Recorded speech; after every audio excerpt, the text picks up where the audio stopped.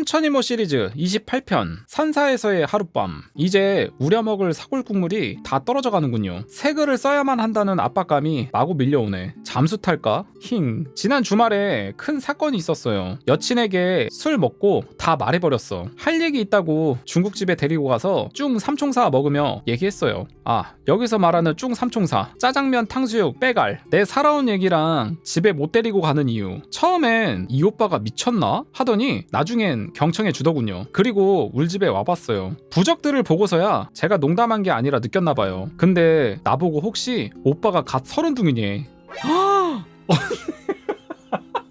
여자친구도 이 글을 보고 있었던 거네. 그러니까 그게 남자친구인지는 몰랐던 거고. 대박이다. 얘기 듣고 딱 그런 생각이 들었다고 하더군요. 엄청 신기하더이다. 알고 보니 그녀도 오유 여자 오징어였어. 제 글 전부 챙겨봤다고. 글 다 지우고 탈퇴해서 섭섭했다고 하더군요. 야, 이게 무슨 만남이야. 진짜 신기하겠다.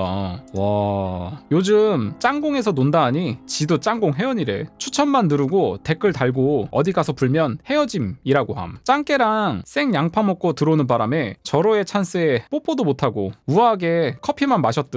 진짜임? 진짜임? 귀신이 아니고 어떤 사람과는 다른 생명체가 아닐까 하는 이야기야. 난 솔직히 그게 장산범이라는 요물이 아닐까 생각해. 어린 시절 난 이모를 따라다니는 게 가장 큰 낙이었어. 이모를 따라가면 걱정 없이 놀고 자고도 올 수 있거든. 그래서 어디든 따라가려 했어. 지금 생각하면 이모를 무던히도 귀찮게 했네. 굿은 꼭 따라다니려 했고 개인적인 볼일도 손잡고 나섰지. 이모가 기도하러 가실 때는 따라가고 싶었지만 이모는 혼자 기도에 신경 쓰셔야 해서 날 데려가실 수 없으셨는데 그때마다 난 입이 대빨 나와선 삐져서 툴툴댔어. 그땐 너무 어렸어. 이모 죄송해요. 한 번은 산에 다녀오시겠다고 하신 거야. 난 당연히 못 따라간다 생각하고 풀이 잔뜩 죽어 있었는데 그런 내 모습을 지켜보시던 이모가 둥이도 같이 갈까? 하시더라. 난 좋아 날뛰었지. 이모는 어머니께 말씀드리고는 집을 나서셨어. 그렇게 출발해서는 버스를 몇 번 갈아타고 몇 시간을 갔어. 그렇게 도착한 우리는 그때부터 산을 오르기 시작했고 체력이 약한 이모는 중간에 몇 번을 쉬고는 산을 오르셨지만 난 지치지도 않았어. 난 몸만 튼튼한 두 개의 심장을 가진 어린 둥이니까. 그런데 난 산에 가신다면 당연히 기도하러 가신다 생각했었는데 그땐 아마 딴 볼일이 계셨나봐. 그러니 날 데려가신 것 같았어. 우린 그렇게 한참을 산을 올라 드디어 목적지에 도착을 했어. 어린 내가 생각하기엔 굉장히 높은 산이었는데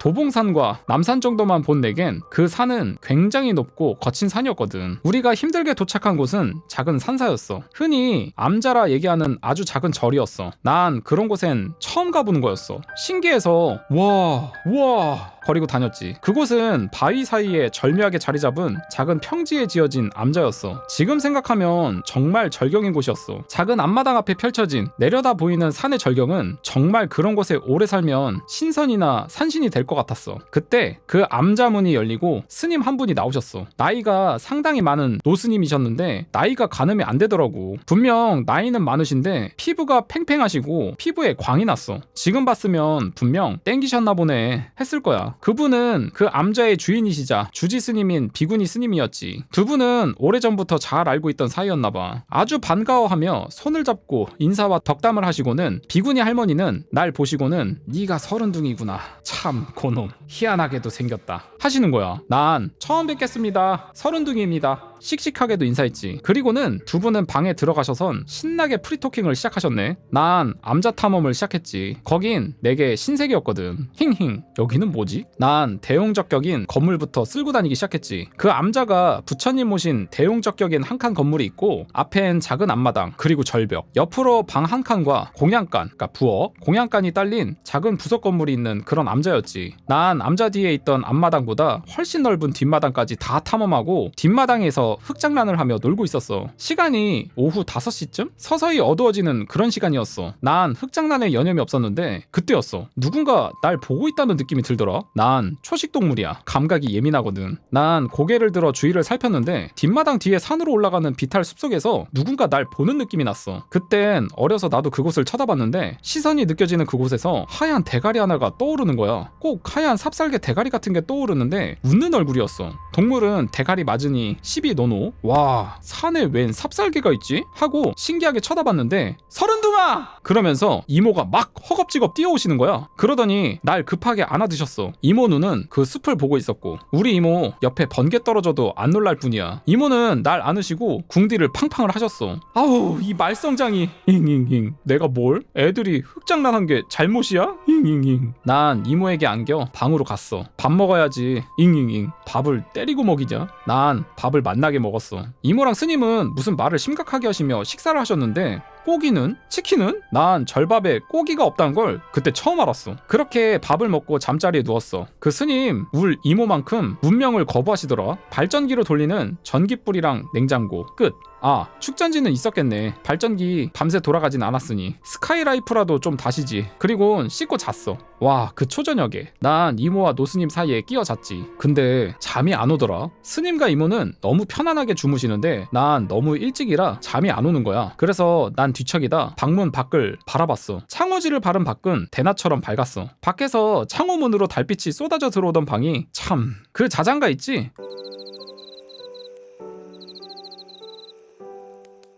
이런 자장가 듣는 느낌이었지. 그렇게 밖에 들리는 풀벌레 소리를 들으며 뒤척이고 있었는데 순간 그 많은 벌레들 소리가 뚝 끊어져 버렸지. 그리고 정말 조심하며 접근하는 소리가 났어. 사그락 사그락. 암자 주위에 깔아놓은 자갈을 밟는 소리가 들렸고 이윽고 소리의 주인은 우리가 자고 있던 방 주위까지 온 거야. 난 멍청하게 뭐임? 이러고 있었지. 짱남. 그 후 우리가 자고 있던 방 앞을 계속 왔다 갔다 하던 그놈은 이윽고 걸음을 멈추고 방문을 긁더라. 왜 손톱으로 팽팽한 창호문 긁는 소리 있지? 스르릉 스르르릉. 그러더니 갑자기 그 소리가 딱 멎더라고. 근데 내가 걔가 귀신 아닌 줄 어찌 아는 줄 알아? 그림자. 내가 방 안에서 본 그놈은 달빛에 비친 짙은 신형이 보였거든. 귀신은 절대 그런 그림자를 남기지 않아. 그런데 창호 방문 밖에는 그놈의 그림자가 달빛을 등지고 서 있었어. 그러더니 내 또래의 목소리로 말을 걸더라. 내 이름은 이모가 부르는 소리를 들었겠지. 서른둥이야, 서른둥이야, 나와서 나랑 놀자.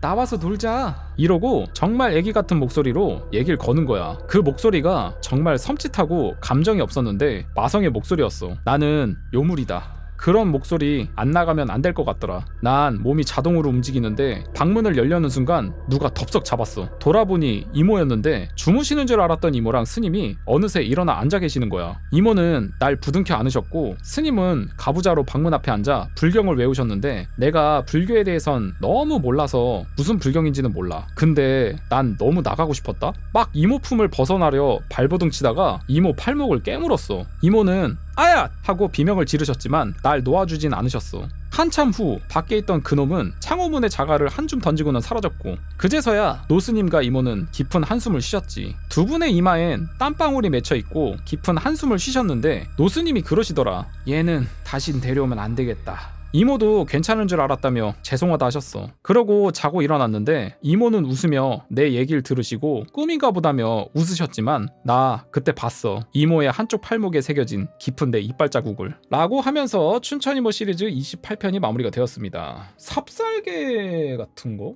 이게 뭐지? 그 무슨 산에 살고 있는 굉장히 위험한 귀신? 영가? 그런 거 같은 건데 글쓴이 같은 경우에는 이제 글쓴이 피셜로 굉장히 귀신들한테 인기가 좋은, 그러니까 몸이라고 해야 되나? 그런 건데 먹을 거가 떡하니 오니까 이제 그때를 놓치지 않고 나타난 거지. 근데 그게 어떤 급의 귀신인지는 모르니까 근데 또 문 앞에 나타난 건 또 뭐였을까? 아니 심지어 그림자까지 있어? 귀신이야 짐승이야 알 수가 없네.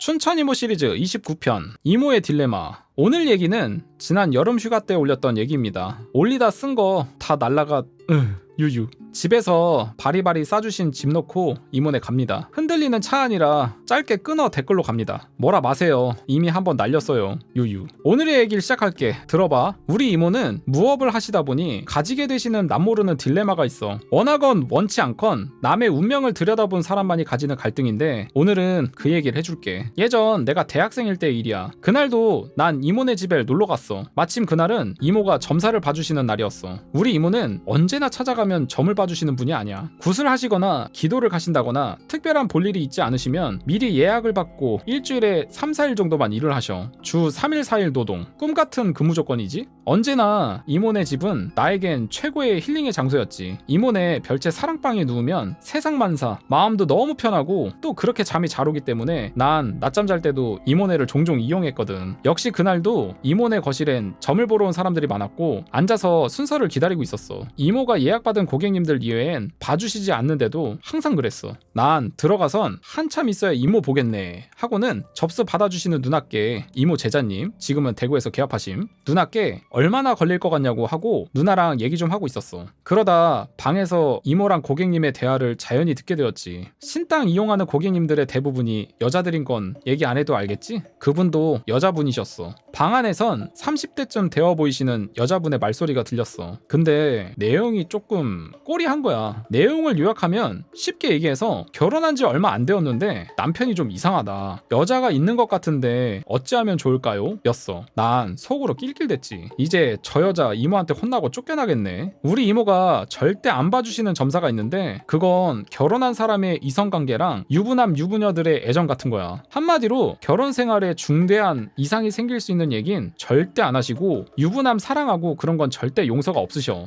상간남 이야기 하는 것 같습니다. 진실한 사랑 어쩌고 저쩌고 하면 미친년, 그 사람 개나 줘버려라 하시는 분이거든. 만약 유부남 사랑한다고 그런 거에 대해 묻거나 본 부인 떼어내는 방법 같은 거 물으러 왔다가는 자리에 앉아 말도 꺼내기 전에 어디 멀쩡하게 생긴 년이 남의 남자나 따라다니냐며 그게 사랑인 줄 아냐고, 재수없으니 썩 꺼지라고 쫓겨나는 것도 여러 번 봤고, 남편 여자 문제 같은 거 알아보려고 온 여자들에겐 1. 그딴 건 뭐하러 알고 싶어해? 2. 그딴 거 묻고 싶으면 딴 데 가서 알아봐. 3. 네가 잘해봐라 남편이 딴맘 먹나. 이런데 찾아다니며 쓸 돈으로 남편 좋아하는 특별식이나 하나 더 만들고 기다려봐라. 집 나간 남편도 돌아올 테니. 뭐 거의 저중 한 소리 듣고 그냥 쫓겨나기 일쑤야. 물론 특별한 예외 케이스는 있어. 그런데 그 방에서 이모의 말소리가 안 들리더라고. 난 또 호기심 발동, 귀 신경 최대 출력으로. 이모가 아무 말씀이 없으시다는 얘기는 생각 중이라던가 말을 망설이신다는 얘긴데 그건 그 새댁이 이모의 원칙에 예외적인 케이스란 거였거든. 응? 나랑 누나는 서로 누가 먼저랄 거 없이 방 안에 귀를 기울였어. 그렇게 잠시 정적이 흐르더니 이윽고 이모가 입을 떼시는 거야. 내일 낮에 나랑 어디 좀 가자. 외출 준비하고 기다려라. 그리 말씀하시고는 밖에 연락처 알려놓고 가거라 하시고는 딴 말씀을 안 하셨어. 방에서 그 새댁이 나왔지. 그리고 난감한 표정으로 나와선 누나에게 연락처를 알리고 돌아갔어. 난 모든 점사가 끝날 때까지 기다려야 했기에 별채에 누워 있었는데 그놈의 망할 호기심 때문에 잠이 오질 않더라고. 내 낮잠 유유, 잠이랑 끼니는 꼭 찾아 먹자가 내 삶의 모토인데. 그렇게 저녁이 되고선 이모랑 누나랑 저녁을 먹었어. 밥을 먹으며 누나가 말없이 무언의 눈빛으로 둥이야 아까 그거 여쭤봐 란 얘기를 했어. 크크크. 누난 이모를 굉장히 어려워하고 무서워해. 이모가 내겐 둘도 없는 엄마 같은 이모시지만 선생님으론 굉장히 엄하고 무서운 호랑이 선생님이야. 누나도 좀 엉뚱한 데가 있어서 이모한테 엄청 자주 혼났지. 신을 모시고 남의 운명을 들여다보겠다는 년이 생각이 그따이고 행동이 그러냐며 그렇게 하다간 멀쩡한 사람만 여럿 잡을 거라고 다 집어치우고 꺼지란 얘기도 여러 번 들으시고 실제 열받으신 이모가 손수 가방에 짐 싸시고 마당에 집어 던지신 적도 있었으니까. 그래도 펑펑 울면서 절대 안 나간다고 뻗팅겼었는데 그래서인지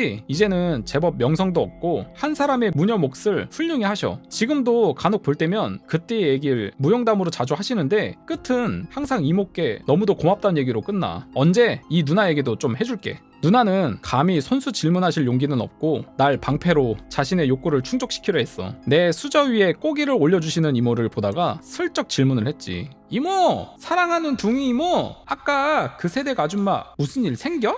어? 둥이 궁금했죠. 낮잠도 못 잤죠염. 이렇게 얘기를 했다고?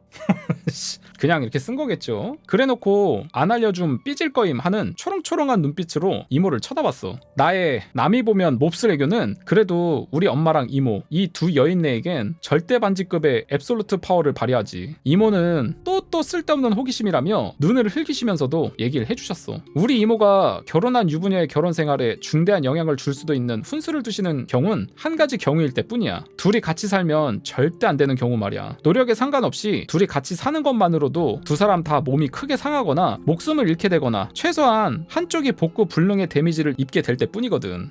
이 정도면은 진짜 전생의 악연이네요. 악연. 궁합이 안 맞는 정도가 아니라 그냥 원수네. 지금은 확실히 모르겠구나. 둥이 내일 땡땡시에 시간 좀 나니? 운전 좀 하거라. 역시 말을 아끼시는군. 그래도 꼭 알고 싶어요. 저녁 먹고 집에 가려고 나오는데 누나가 따라 나왔어. 내일 알아내면 바로 자기한테도 알려달라고 슬쩍 거래를 제안하더군. 어허, 고객님 장사 한두 번 하셔요? 이럼 곤란하시죠? 날로 드시게? 자, 그럼 게임을 시작해볼까요? 우린 흥정 끝에 언제나 내가 원하면 라면을 끓여주는 라면 도우미 이용권 5장에 합의를 봤지. 만족스러운 거래였다.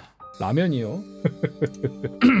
다음날 난 약속한 시간에 이모 집을 가서 항상 새 차인 평균 3년에 1만 킬로 타는 차를 준비했고 이모는 그 새댁에게 전화하시어 어디로 나오라 약속을 잡으신 후 출발을 했어. 그렇게 새댁과의 약속 장소에 가선 태웠는데 이모가 남편 직장이 어디냐고 묻더군. 누구나 아는 대기업의 서울 본사더라고. 그리고는 내게 그리 가자고 하셨어. 그 새댁에겐 목적지가 가까워지자 남편에게 전화해서 불러내라 하셨어. 그냥 얼굴만 보면 되니까 잠시 불러내라고 하셨고 그 여자는 잠깐 외출 왔다가 당신 보고 싶어 왔다고 하고는 잠시 나와달라 둘러대더라. 이윽고 도착하고는 새댁이 나가 남편을 기다리는 동안 난 이모랑 차에 대기했지. 이모는 잠시 후 나온 새댁 남편과 새댁을 말없이 관찰하셨어. 그러시더니 한숨을 푹 쉬시더라고. 잠시 후 그 새댁이 차에 타고 이모가 그 새댁네 데려다 준다고 출발하자 하셨지. 근데 이모가 별 말씀이 없으신 거야. 뭔가 골똘히 생각 중이신 것 같았어. 새댁도 이모 눈치만 보고 안절부절하고 난 운전하랴 뒤쪽 분위기 신경 쓰랴 안절부절하고 이윽고 이모가 입을 여셨지. 네 남편 딴 여자 있는 거 맞다. 그리고 평생 그런 문제가 일어날 거다 라고 얘기하셨어. 그런데 아줌마는 말을 못하고 우물쭈물하는 거야. 그러자 이모가 다시 입을 여셨는데 엄청난 말씀을 하신 거야. 왜 그러느냐? 뱃속의 아기 때문에 망설이는 거냐? 그 고민은 이해한다. M이라면 당연히 그러해야지. 그러나 그 아이는 너랑 인연이 더는 없다 라고 무서운 말씀을 하셨어. 뱃속에 아이가 있다는 것도 처음 한 얘기지만 더는 인연이 없다면 유산이 될 거란 말씀이잖아. 난 우리 이모가 남의 뱃속까지 투시하시는 줄은 몰랐어. 난 이모가 지구인이 아닌 크립톤 행성에서 살아남은 슈퍼맨이랑 이웃 사촌이 지구의 위장전입 온 게 아닌가 순간 생각했네. 새댁은 어떻게 아셨냐고 놀라면서도 아니라고 병원에서도 아무 이상 없다고 했다며 부정했지. 이모는 애기도 엄마 고민을 잘 알아서 자기 때문에 엄마가 불행해지는 게 싫어 스스로 떠나려 한다 고 말씀하셨는데 새댁은 그 순간 이성을 잃고 대들었어. 난 참 난감하더라고. 이모 편을 들어 아줌마에게 뭐라 그러자니 새댁 입장에선 어느 여자가 저런 소리 듣고 흥분 안 할까 싶어서. 그러더니 그 새댁은 당장 차 세워 달라더니 중간에서 내려버리더라. 이모는 내리는 새댁에게 내 말대로 되면 남편이 먼저 틀림없이 이혼을 요구할 테니 그러면 다시 찾아오라 얘기를 하셨어. 새댁은 아무 대답 없이 뒤도 안 돌아보고 갔지. 난 이모만 모시고 이모 댁을 돌아왔는데 쪼르륵 달려온 누나에게 저 얘기만 해주자 알아낸 것도 없다며 계약 파기를 선언했지만 난 신용거래에서 그런 건 없다며 까불면 신불 등록해서 다음은 없다는 말에 누난 라면 5번을 끓여 바쳐야 했어. 그 아주머니를 다시 만난 건 두어 달 지난 어느 휴일이었어. 누나도 외출한 휴일이라 점심때가 되자 난 이모께 춘천 여사 오랜만에 4시간 알바 뛴 게 있어 주머니가 좀 뽕낭한데 우리 나가서 돈가스라도 좀 썰다 옵시다. 오늘 데이트 비용은 전액 내 부담하리라 했더니 이모는 웃으시며 오늘은 꼭 봐야 할 손님이 올 것 같으니 다음에 가자고 하셨지. 그래서 그냥 집에서 놀고 있었는데 누가 급히 문을 두드리는 거야. 이모 집엔 초인종도 인터폰도 없어. 꼭 써야 하는 기계 외엔 이모는 기계 자체를 싫어하셔서 내가 나가 대문을 열어줬어. 밖에는 그 새댁이 서 있었어. 그러더니 이모를 찾으셨지. 이모가 방에서 나오시며 올 줄 알고 기다리고 있었다 하셨어. 새댁은 이모를 보자마자 달려가 이모를 껴안고 막 펑펑 울기 시작했어. 아줌마 우리 이모 막 껴안으시면 안 돼요. 나한테 허락 받으셔야. 이모는 다 알고 있으시단 듯 오열하는 새댁의 등을 두드리시며 방으로 데려 들어가셨어.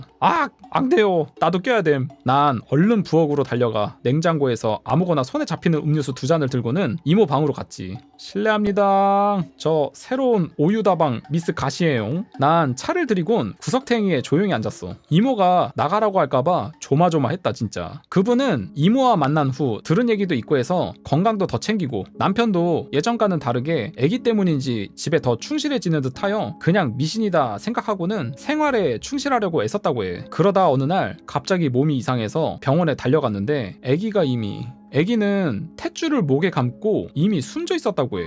와 이거 그거 아닙니까? 나비효과 엔딩 보면은 태아가 탯줄로 목 감잖아요. 아니 그런 일이 실제로 있는 거야? 어우씨. 이분은 수술로 죽은 아이를 꺼내고 그렇게 뱃속의 아이를 잃으시고는 깊은 시름에 잠겨 있는데 남편이란 작자는 위로가 되기는커녕 그런 여자를 혼자 두고 또다시 밖으로 나돌기 시작했고 급기야는 아기의 유산을 빌미로 그걸 여자의 잘못으로 몰아가며 이혼을 요구하기 시작했다고 해. 그제서야 이모의 얘기가 실언이 아니란 생각이 든 세댁은 부랴부랴 이모를 찾아온 거였지. 다 이모 얘기대로 되었으니까. 이모는 얘기를 다 들으시고 얘기를 하셨어. 너를 보고 남편을 보자고 한 건 조금이라도 둘이 노력하면 잘 될 가능성이 있는지 보려고 한 건데 너흰 도저히 상극 중에도 상극이더구나. 계속 같이 가면 네가 죽고 네 남편도 살인자의 명예를 쓰고 살아야 할 것 같았다. 다행히 남편이 꽤 부유해 네가 원하는 대로 해준다면 위자료는 섭섭치 않게 줄 것 같으니 이쯤에서 갈라서거라. 그리고 이혼을 하게 되면 네 하고 싶은 공부하러 외국에 한 3년 살다 들어오거라. 외국에는 꼭 나가거라. 국내에 있으면 남편이랑 필연적으로 다시 엮일 것이다. 그런 후엔 앞으로의 네 인생은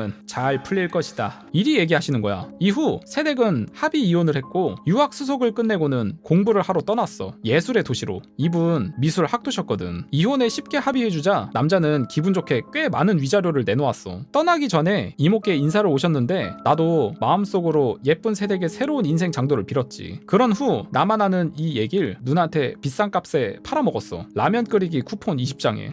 이 양반 가끔 보면은 좀 야갔어.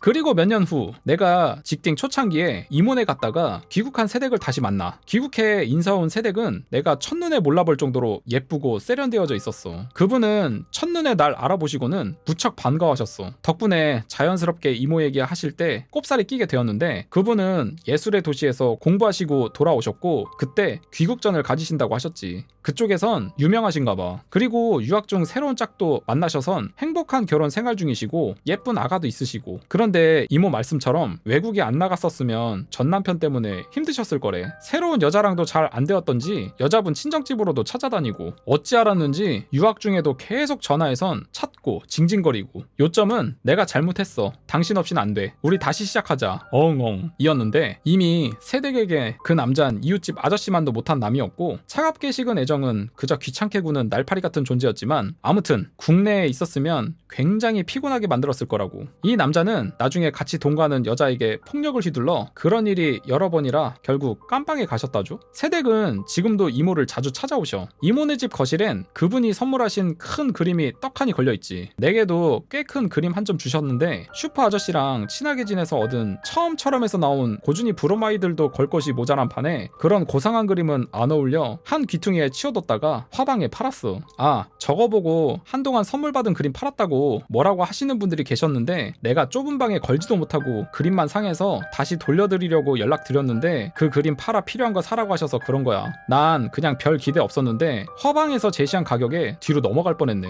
호당 얼마씩 계산하니 몇백이더라고. 걸어두고 위탁 판매하면 임자 잘 만나면 더 받는다 했는데 그냥 넘겼어. 나도 공짜로 얻은 거 남도 좀 남아야지. 그 그림은 내 방에 있는 테레비랑 에어컨이랑 오디오랑 냉장고를 최신형으로 게시하는 데 쓰였지. 내가 공개에 사연 전하는 이 컴퓨터도 그때 혜택 받은 거야. 야 옆에서 그 상담할 때 이야기 주워 들었는데 이렇게까지 됐다. 야 그냥 복이 굴러 들어오다 못해 그냥 넘쳤네. 그냥 어떻게 저러냐. 예전에 항상 썼는데 전 친구한테 얘기하듯 해야 글이 잘 써져요. 전에도 몇 번 존대로 글을 써보긴 했는데 만족스럽지 못해 지웠었죠. 제가 재미없는 글을 누구한테 읽어달라 하겠어요? 뭐 글마다 미리 양해를 구하는 거 뭐가 어렵겠습니까만 글 내용을 전부 존대로 해달라고 하시는 건 제 능력 밖입니다. 그게 싫으셔서 쓰지 말라시면 안 쓰는 건 가능해도 라고 하면서 춘천이모 시리즈 29편이 마무리가 되었습니다. 확실히 이제 기본적으로 뭐 점사나 이런 거 보러 올 때 뭐 타로 같은 것도 마찬가지지만 그런 거 많이 보러 오죠. 사랑이라고 표현을 하기는 하는데 좋게 표현해서 사랑이고 뭐 바람을 피는 것 같다든지 아니면은 뭐 이 사람과의 나와의 궁합을 본다든지 뭐 그런 거 보러 많이 올 것 같긴 합니다. 근데 이게 골 때리는 게 바람을 피는 입장인데 본처를 떼내는 방법을 물어본다거나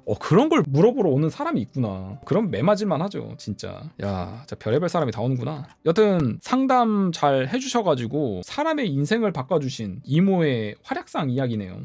춘천이모 시리즈 30편 왕고에게 씌었던 새끼. 뭐 얘기를 했었지만 난 군대에서 가장 평온한 시간을 보냈었어. 특별히 본 적도 없고 이상한 일도 별로 없고 그냥 제대 때까지 보던 우리 부대 주변을 항상 떠돌던 처자 귀신이랑 흑형 솔저 귀신, 그리고 나중에 만나게 되는 마왕이 얘기 정도가 전부야. 근데 요즘 생각난 딴 얘기가 하나 더 있긴 했어. 이건 워낙 짧은 시간에 한두 번밖에 못 봤던 귀신이라 잊고 있었나 보다. 원래 이 얘긴 쓰자면 군대 게시판에 적는 게 더 나을지도 모르지만 내가 공개 출신이니 공개에다 얘기를 해줄게.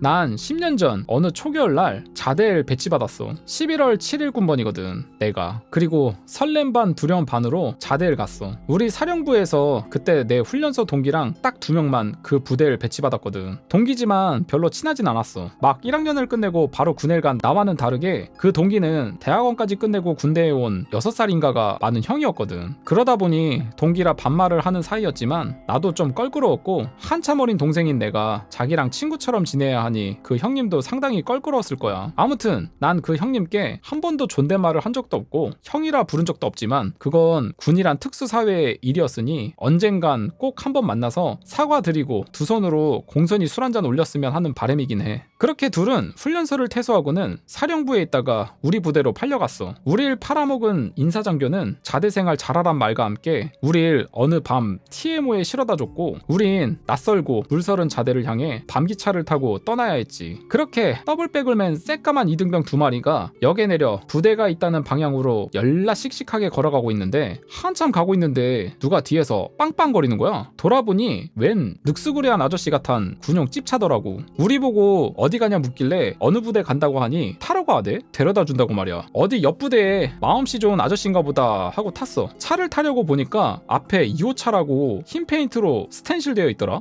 2호차? 그건 뭐임? 먹는 거임? 우린 찝차를 타고 어떤 작은 부대 정문을 통과했어. 이병을 서던 병장이란 일병이 우렁찬 목소리로 충성! 을 때리더라. 나중에 들어보니 신병 온다고 위병소에서 잔뜩 굴리려고 꿈에 부풀어 있던 위병 서던 고참들이 신병 나부랑이들이 2호차 타고 들어오는 바람에 경례만 했다고 투덜거리더군. 내렸더니 그 아저씨가 따라 들어오래. 행정반으로 따라 들어갔는데 나중에 알고 보니 그 양반 우리 부대 부관이었어. 계급은 노란 바풀떼기 준이 말이야. 와 준이 씨.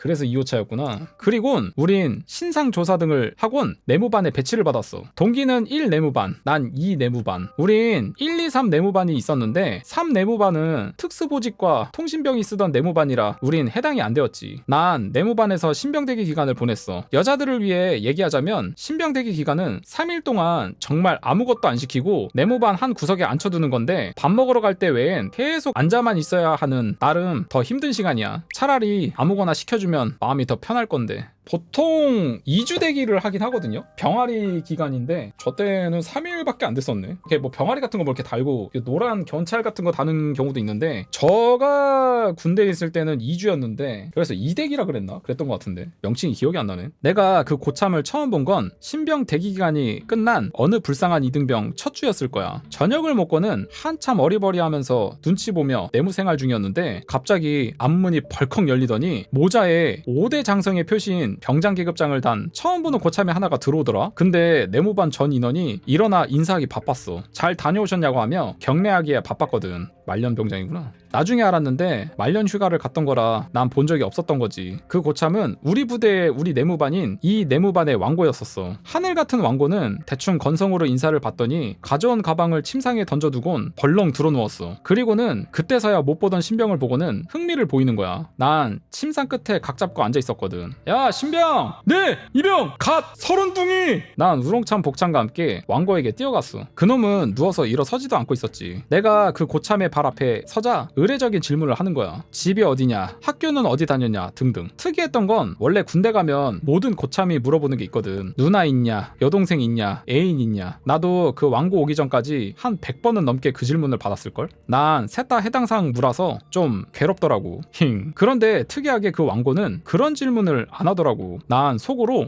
올 인격자 이랬는데 그게 아니었음. 난 얘기 중 눈을 들어 고참의 얼굴을 쳐다보게 되었지. 근데 왕고의 상남자 얼굴에 어떤 여자 얼굴이 겹쳐 보이는 거였어. 난 속으로 훅 했지만 안 놀란 척 하고 눈을 깔았어. 내가 먹은 짬밥이 왕고가 흘린 밥알보다 더 적을 것 같은 이등병 짬찌가 눈 깔은 건 누가 봐도 자연스러운 행동이잖아? 왕고는 뱀 같은 눈으로 내 전신을 훑는 게 느껴지더라고. 그러더니 이내 흥미를 잃고는 가보라고 했지. 왕고는 정말 딱 봐도 군인 같은 상남자였어. 키도 크고 산적 같은 얼굴에 운동과 노가다를 얼마나 했던지 근육 빵빵맨이었거든. 그런데 그 왕고의 얼굴에 아주 요사스런 새끼를 풀풀 풍기는 여자 귀신 얼굴이 겹치니 얼마나 놀랐겠어. 그 여기는 정말 대단한 새끼를 풍기던 새귀였거든. 아주 도화살을 달고 살다가 죽으면 그럴까 싶은. 그런데 그런 여자가 남자한테 붙은 거야. 휴가를 갔다가 붙여온 건지 그 전부터 붙어 있었던 건지는 모르지만 원래 귀신은 성이 없지만 죽기 전의 기억을 간직하고 있기에 빙의는 같은 성에서 많이 일어나. 남자 귀신은 빙의도 남자한테 하고 여자 귀신은 빙의도 여자에게 하는 경우가 대부분이야. 왜냐하면 남자와 여자는 다른 별 생물이란 말이 있을 만큼 서로를 이해하기 힘든 존재이기에 귀신도 이성에게 붙으면 지도 불편하거든. 그런데 아주 그런 경우가 없는 건 아니야. 그렇게 남자에게 여자 귀신이 붙으면 말과 행동이 어딘지 여자처럼 변하고 여자한테 남자가 붙어도 그렇게 되지. 빙의가 깊게 된 건지 딱히 평소엔 그 여자가 보이지 않았어. 그래서 나도 의식적으로 신경을 안 썼고 그 고참과는 부서도 다르니 부딪힐 염려가 없었으니까. 그렇게 시간이 한 달여가 지났어. 그 고참의 제대가 불과 한 달여가 남은 시점에 우리 부대에 신병이 하나 전입을 왔어. 우리 동기였어.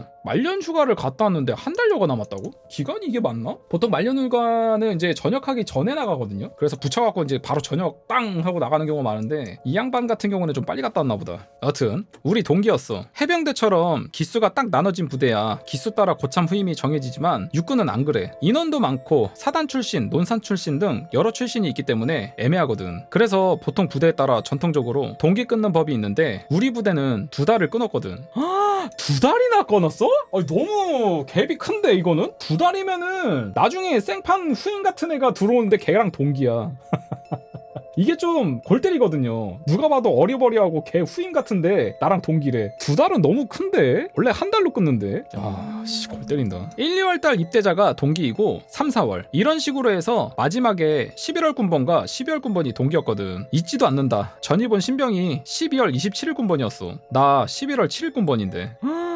야, 이 정도면 거의 3달이지. 와, 미쳤다 진짜. 나랑 한 달 보름도 더 차이 나는데 내 윗고참엔 10월 30일 군번도 있는데 슈반바 군번 개꼬였네. 아무튼 동기라곤 아저씨 하나뿐인데 그나마 동기가 하나 더 생기니 좋긴 하더라고. 군대 갔다 온 사람은 알 거야. 군대에서 믿을 거라곤 동기밖에 없단 걸. 계급이 낮을 땐 그러죠. 계급이 좀 어느 정도 먹었는데 붕신짓 하면은 빌런이 따로 없죠. 그 친구도 나보다는 나이가 한 살인가 많았거든. 그래도 6살 위보단 편하잖아? 대학을 다니다 온 그 친구는 체격도 작고 곱상하게 생겼었거든. 그리고 우리 내무반에 배치를 받았어. 난 속으론 좋았지만 얘기를 따라하거나 하긴 힘들었어. 우리를 감시하는 고참들이 많았거든. 그런데 제대 이제 한 달여 남겨둔 왕고가 유난히 그 애를 감싸고 두는 거야. 딴 고참들은 열받아 했지만 왕고 때문에 감히 뭐라고 하질 못했어. 위험한데 이거 비누 조심해야 되는 거 아닙니까?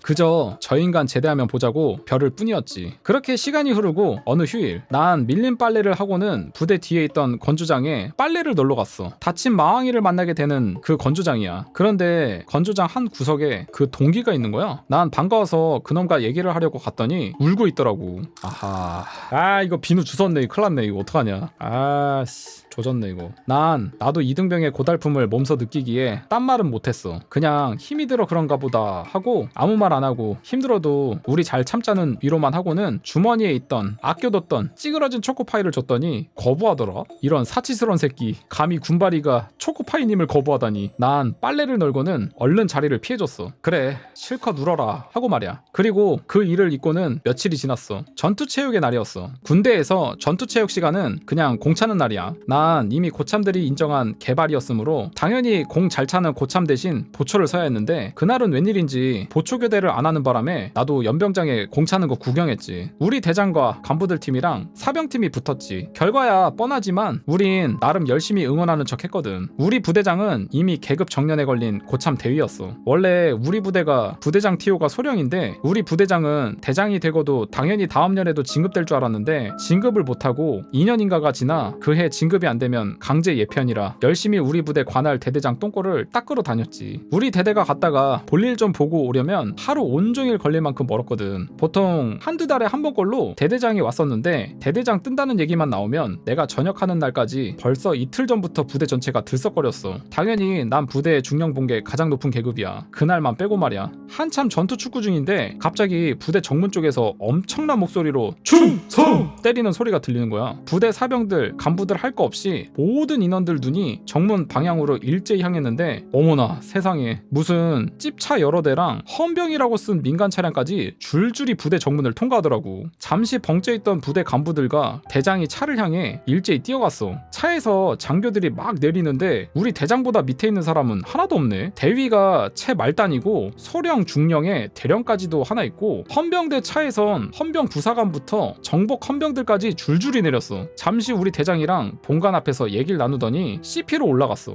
CP는 여기서 이제 대대장실입니다. 대장실 말이야. 우린 전부 벙쪄서는 어찌 해야 될지 우왕좌왕하고 있었는데 잠시 후 간부 하나가 뛰어오더니 전 인원 환복하고 내무반에 대기하라고 하는 거야. 그렇게 내무반에 앉아 있었는데 뭔 일인지 몰라 불안해하는 고참들과는 달리 갓 전입 온 내 동기는 굳은 표정으로 뭔가를 결심한 얼굴이 보였어. 난 속으로 뭔진 몰라도 저 동기랑 관련이 있겠구나 하고 생각했는데 아니나 다를까 잠시 후 간부 하나가 그 동기를 불러가더라고. 그 동기가 불려가자 이제 제대가 며칠 안 남은 그 왕고가 눈에 띄게 불안해하는 거야. 잠시 후 처음 보는 간부 하나가 내무반으로 헌병들을 데리고 들어오더니 그 왕고를 부르는 거야. 그리고 범인 연행하듯 헌병 둘이서 양팔을 끼고는 데리고 갔고 우린 그날부터 악몽에 시달려야 했어. 매일 소원 수리를 적어내야 했고 하루 종일 정신교육을 받아야 했어. 그 왕고는 그날로 헌병대 차에 실려간 후 다신 부대로 돌아오지 않았어. 내 동기는 간부들의 보호 아래 누구도 접촉 못하게 있다가 사령부로 전출을 갔고 소원 수리 와중에 이름이 거론되거나 그 동기 입에서 거론된 5명의 고참은 만창, 풀창이라고 부름. 영창인데 이제 풀로 갔다 이제 그 얘기입니다. 만창을 다녀왔고 그 왕고는 재판을 받고 육군 형무소를 갔다는 걸 나중에 알게 되었지. 군대에서 15일짜리 영창을 가는 걸 만창이라 하거든. 헌병대에 있는 영창은 15일까지 처벌받은 군인이 가고 제대가 그만큼 늦어지지만 범죄 기록은 안 남는 반면 15일이 넘는 범죄는 정식 재판을 받고 군 형무소를 가. 그리고 소위 말하는 빨간 줄이 가는 거야. 나중에 소문을 들었는데 왕고는 성군기를 위반했었어. 딴 고참들은 그 와중에 그 동기를 때리거나 조금이라도 괴롭혔던 사람들이고 왕고가 처음 댁에 전이 봤을 때 쳐다보던 끈적한 눈빛을 잊지 못하겠어. 만약 그 고참의 입맛에 맞을 것 같았으면 나도. 그 왕고는 내 동기가 전이 보자 마음에 들었던지 가까이 두고 귀여워했었는데 너무 귀여운 나머지 동기의 순결한 음꼬를 그런데 나중에 들었는데 그 고참은 그때까지 그런 취향이 전혀 없었다고 해. 동기 외엔 당한 사람도 없고 말이야. 예? 야, 동기 외엔 당한 본인 동기? 오케이. 잘못 이해했다. 그 왕고의 동기도 당했다 뭐 그런 건 줄 알고 깜짝 놀랐네. 내 동기 외엔 당한 사람도 없고 말이야. 난 그게 내가 그때 본 그 여자 새끼와 관련이 있을 거라고 생각했어. 내 동기는 그렇게 당하고 그날 건조장에서 울었던 건데 왕고가 사람 잘못 건드린 거였어. 원래 부대 가면 일가 중 군인이 있는 사람은 다 적어내라고 하는데 동기는 특혜받기 싫다고 아무것도 안 적어낸 거였거든. 동기가 또 백이 있었나 보구나. 동기의 엄마가 그 형제 중 막내 여동생이었는데 동기 엄마를 끔찍히 아껴 썼던 그 외삼촌이 무려 삼성장군이었어. 와, 외삼촌이 3스타야? 진짜 너무 잘못 건드렸다. 와, 삼성장군이라고? 와, 미쳤네. 별이 3개야. 무려 삼성장군이었어. 육군 중장. 군필한 남자라면 저 계급의 파워가 어느 정도인지 알 거야. 예하 부대 가서 앞산을 보고 저기 산이 왜 저기 있나, 뒤에 있으면 좋을 건데 라고 말 한마디 하면 그 다음날부터 산 옮기는 작업에 착수해야 한다는 사단장이 별 2개야. 제대 때까지 이름만 들어본 우리 사령관도 별 2개고 군단장인 별 3개는 그냥 신이지. 사랑하는 조카의 말을 들은 외삼촌은 노발대발하여 우리 사령부부터 까고 줄줄이 내려온 거였어. 우리 대장은 진급이 물 건너갔어. 열받은 대장은 만창을 다녀온 고참들을 보고 얼마나 열받았으면 영창 다녀온 날부터 한 달 동안 아무것도 안 시키고 하루 종일 완전군장 뺑뺑이를 돌렸어. 간부들의 사병 통제는 극히 심했지만 덕분에 이등병의 난 좋았어. 아무도 안 건드렸거든. 그 동기는 나중에 제대 후에 서울 종각에서 우연히 한번 만났어. 누가 막 뛰어와 어깨를 치기에 보니 그 녀석이더라고. 우린 반갑게 인사를 하고 근처 호프집에서 한잔 했는데 껄끄러울 것 같아 일부러 그 얘기는 안 꺼냈는데 자기가 먼저 얘기하더라고. 자기는 그 후 사령부로 가서 사령관 관사병으로 누구의 터치도 안 받고 거의 민간인처럼 생활하다 제대했다고 하더군. 그러면서 그 일 때문에 부대에서 많이들 힘들었을 거라고 미안하다고 했는데 난 아니라고. 덕분에 부조리도 많이 없어지고 쫄병들은 더 좋았다고 위로했어. 그 뒤론 다신 못 만났는데 잘 사나 모르겠네. 그 왕고는 그 뒤론 그 새끼를 떨쳐버렸을까? 하는 의문이 들지만 한때 잘못을 반성하고 잘 살았으면 하는 마음이야. 하면서 춘천이 뭐 30편이 마무리가 되었습니다.